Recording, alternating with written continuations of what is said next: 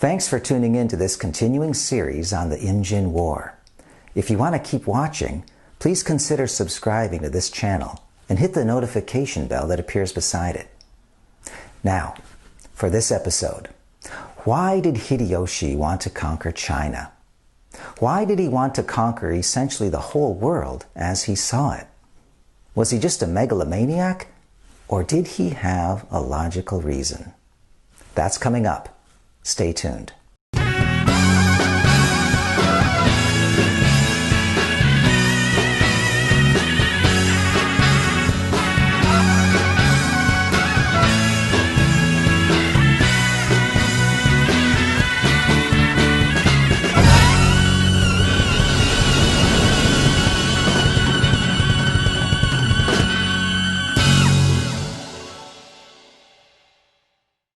So why did Hideyoshi want to conquer China?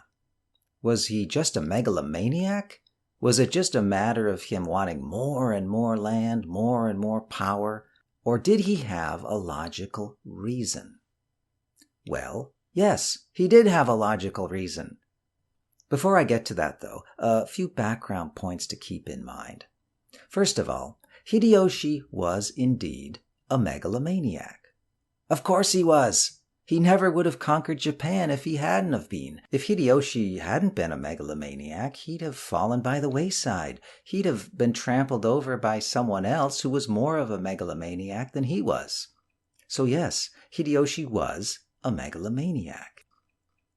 Second, Japan's attempt to conquer China did not happen in a vacuum. Previously, in the late 1200s, China had tried to conquer Japan. After the Mongols invaded China and established their own dynasty, the Yuan Dynasty, they marched through Korea. They kind of dominated Korea with a very heavy hand, and they compelled the Koreans to join them in an attempted invasion of Japan. This invasion attempt, this Mongol/Chinese/Korean force, attempted to invade Japan, but failed. A typhoon blew up and basically scuttled the invasion fleet, and the Japanese were saved. The Japanese called this typhoon a divine wind, a kamikaze. So there was this in the background. China had attempted to invade Japan. So now Japan was going to invade China. This kind of tit for tat, this was not Hideyoshi's reason for wanting to conquer China. It was perhaps a justification, but this was not the reason, which we'll get to briefly. Finally, one more point. The idea of conquering China didn't originate with Hideyoshi. His daimyo lord before him, Oda Nobunaga, had spoken of wanting to conquer China as well. Prior to Nobunaga's death in 1582, he said that after he completed the conquest of Japan, he would go on to conquer China. Okay, so let's get to it. What was this logical reason that Hideyoshi had for invading Korea and trying to conquer China? The short answer, survival. Hideyoshi's survival. Here's what I mean. Hideyoshi completed the unification of Japan very quickly. His predecessor, Oda Nobunaga, had taken 30 years to conquer 1/3 of Japan. Hideyoshi, after taking over from Nobunaga, completed the job in only 9 years. Nobunaga took 30 years to conquer 1/3 of Japan. Hideyoshi took 9 years to conquer the remaining 2/3. Now, as I touched on in the previous episode, Hideyoshi did this by taking a more political approach to conquest, by co-opting rather than fighting many of his rivals. He had a very powerful army, of course, but he didn't always use it. Instead, he gave rival daimyo, the most powerful ones that would have been the costliest for him to defeat, he gave them an offer they couldn't refuse. He said, serve me, swear allegiance to me, and I'll let you keep your army, you can keep your wealth, and then I'll make you even richer. We'll combine our forces and go against these other guys, And I'll give you a portion of their domains too. You'll become even richer by serving me. So Hideyoshi essentially bought off some of his more powerful rivals in order to unify Japan. The trade-off was that this left a number of very powerful daimyo lords in place in Hideyoshi's newly unified Japan. Independent-minded daimyo with big armies and lots of wealth. Now, what were these men going to do after Japan had just emerged from more than a century of civil war? These daimyo, war was the only thing that they had known their whole lives. It was the only thing their fathers had known. It was the only thing their grandfathers had known. Now, with Japan suddenly unified and supposedly at peace, were they suddenly going to stop fighting?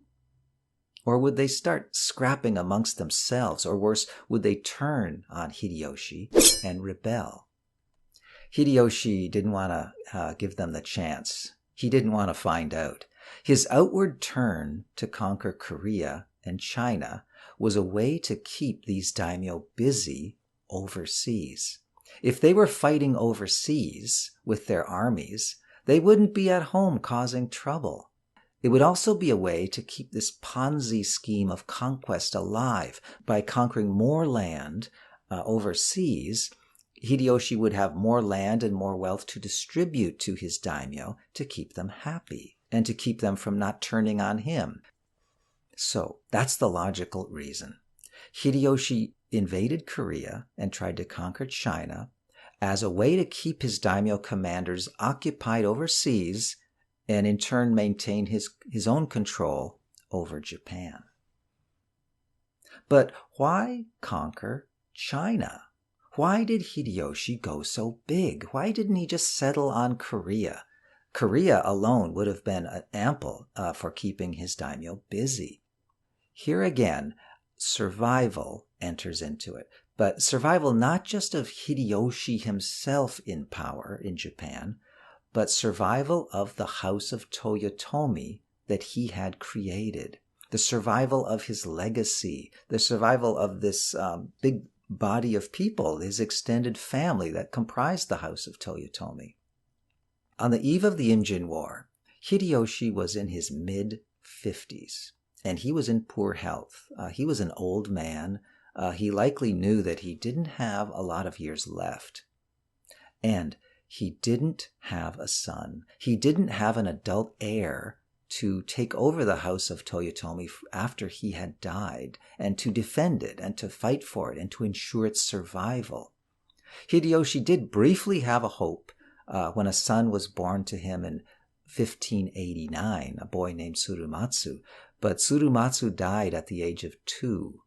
It was right after Tsurumatsu's death that Hideyoshi stopped just talking about conquering China and started taking concrete steps. His invasion plans kicked into high gear right after the little boy died. So that's why Hideyoshi wanted to conquer China. It was about survival. By keeping his daimyo commanders occupied with overseas conquest, Hideyoshi could ensure his control over Japan. The daimyo would be fighting over in Korea and China. They wouldn't be causing trouble at home. And by conquering China, by carving out a domain so big, so vast, so rich, Hideyoshi would ensure the survival of the house of Toyotomi even after he himself was gone. For Hideyoshi to send his invasion army directly to China by ship over hundreds of miles of open ocean was simply too risky. He needed a land route to China. He needed Korea. The Korean peninsula was the road that his armies would travel on their way to China. Hideyoshi initially tried to cajole and to bully the Koreans into joining him, into bowing down to him, or to at least step aside and let him pass up Korea on his way to China. But the Koreans didn't cave in to him. In fact, right up until the eve of the Imjin War, they continued to argue amongst themselves whether he was serious or not. In the Korean government, one side, the Western faction, argued that Hideyoshi was serious, that he was going to invade Korea, and that preparations had to be made. The other side, the Eastern faction, took the opposite view, that Hideyoshi was just blowing hot air, that no invasion was coming, and that there was no need to take defensive measures. Well, they were wrong. The Imjin War was about to begin.